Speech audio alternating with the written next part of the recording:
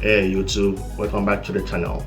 For today's video, I'm going through the steps I took to get to the stage right now in terms of getting my drawings approved. The first thing I did, I went to an architect, right? And what he proposed for me to do based on the options I wanted to take, because I was thinking about going to two different directions. One, just go and build a regular building, house dwelling, and just live in that. The second option was to actually build an apartment building build it in a way that can be financially stable. So I went with option number two. But what he proposed before we even designed the building was to actually do something called a property assessment, where you go to the survey department for a property where it's located. They give you all the boundary points, right? How the property is laid out.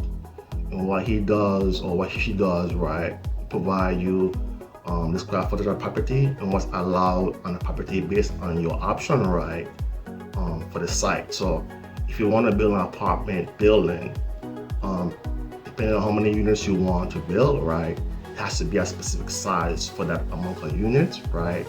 It depends on where your unit is going to be built. Your building is going to be built. If you're in a city where all the infrastructure is already in place, like sewage and water, right, you can build more units. But if you're in a location where there's no public sewage, water and so forth, then your options are more limited, right? For that specific location, you have very limited amount you can actually build for that site. So keep in mind, if you're in town where everything is already in place, like sewage lines and so forth, you can build more per square feet in terms of more units. If you're out in the country, up in the hillside, you have maybe less options. So anyway, I did a property assessment for the land. He told me if so many square footage I have, I can only build X amount of units based on the size of the lot. Because they're taking account, right, they're actually setbacks you have from the road, setback from your neighbor on either side around the building. You have to take into account when you put in a property or building dimensions on a lot.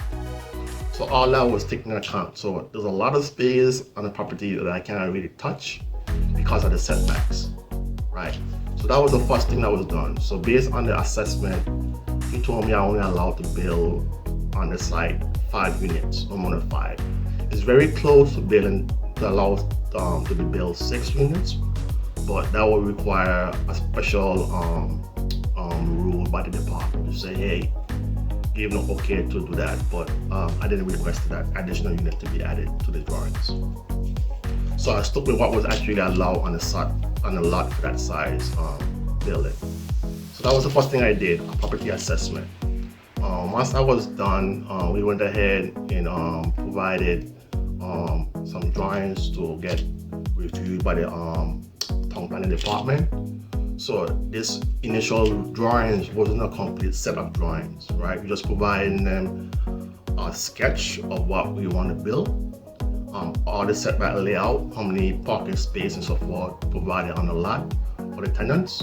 All that was in the initial specification. So they review that. You got to provide, if in some cases, if you're building, if you're a belanger, right? Because they have different statuses of building, right? I'm a belanger. I was born there, so the rules for me is a little bit different from somebody building from overseas that wasn't from their country. So I had to provide documentations proving that I actually was born there and so forth. They review that, pay the fees and so forth for the review process. And once that was done, it took about close to 3 months for that process to get reviewed. Because I think they only meet maybe like once a month. I think on the 15th, maybe every 2 months or so for review. Anyway, it took about for me 3 months to get that done. Once that review process was completed, right, I went down to the next phase where the drawings were finalized, where all the details that I need to get added to the drawings. I communicated with the architect. He provided me feedback. I gave my feedback. We move around stuff and so forth, right, until everything was finalized. Once that's finalized, you have to go through another review process, right? Because this is the complete drawings with all the construction details include the amount of steels you're going to use and columns and so forth, right? All the window sizes, all the, everything that you need to build is in the final drawings. So it goes through a committee where, again, it's a similar process, right? You submit your documentation, right? You got to prove that who you is, you pay your fees. And what they're doing now, is allowing you to pay your fees upfront for inspection, right? So all that was included with the submission of the documentation.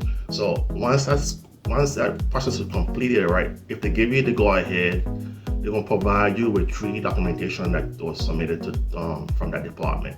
You're gonna get your stamp drawings, right? Back they already stamped saying they're approved and so forth, right?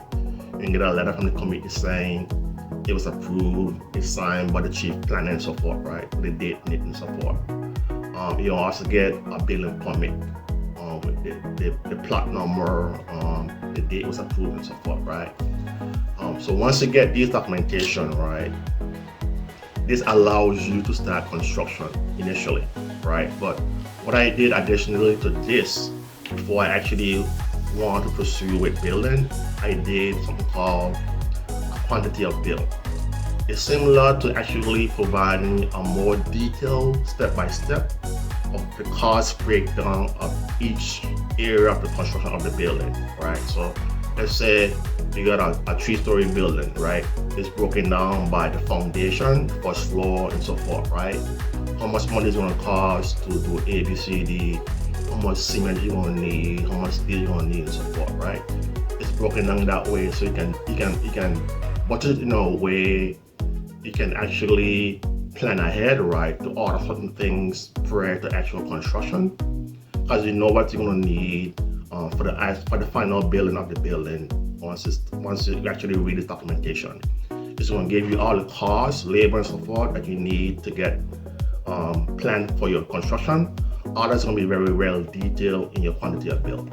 So I had one of those done and provided to me. So I had a full assessment of the cost upfront before you actually do construction. Now in a BVI, everybody have a different price. So the price varies for quantity of build between maybe like $500 to maybe $300 up and up, right? What I did, I shop around. I speak to many people who was in the area of doing this kind of work, and I worked with somebody that was recommended to me to get this done, and he provided me a reasonable price for the work to get completed. And same thing with an architect. If you know somebody that can give you a break for doing your drawings, fine, right? But like I said, everyone's price is different, right? Some possible might be priced a little bit more than somebody else, right?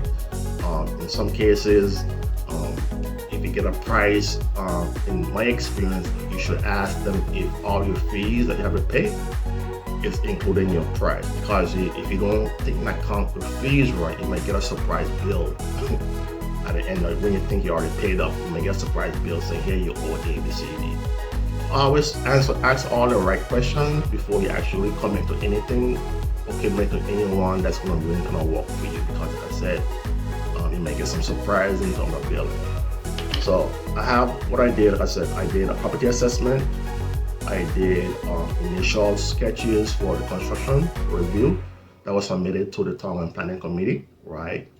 Once they gave the approval for those initial sketches, right, the drawings then were fully completed with all the septic tank design, all the windows, all the construction column design, steel and so forth, right?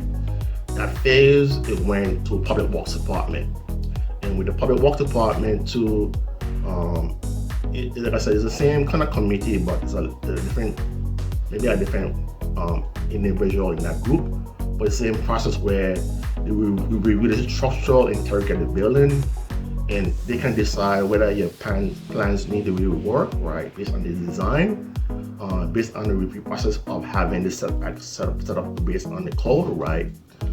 If they need to move around stuff to certify the code, right, they can tell you, hey, you need to go back and make some changes based on the code, that you have to have more setback based on what you have right now in your design.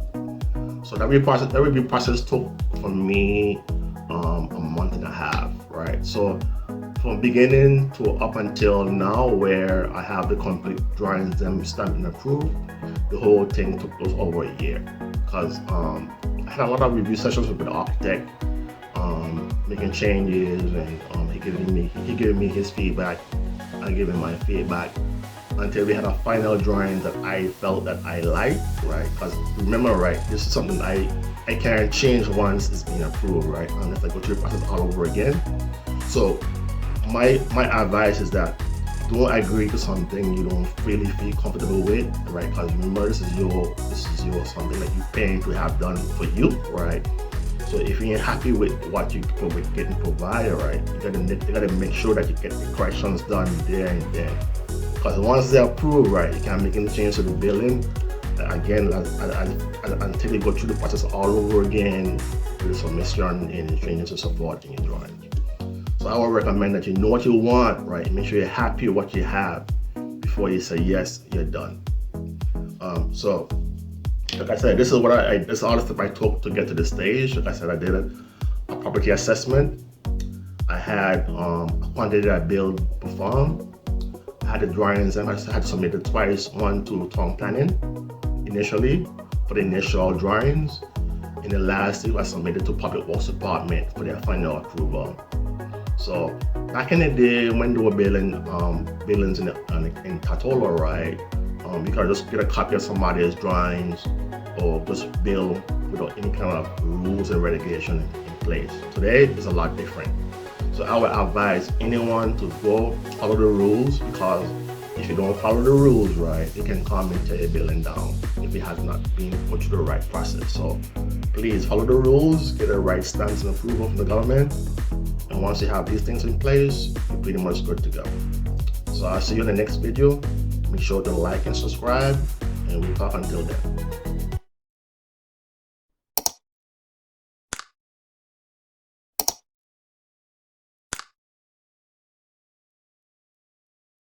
Hey YouTube, don't forget to like and subscribe, and I'll see you in the next video.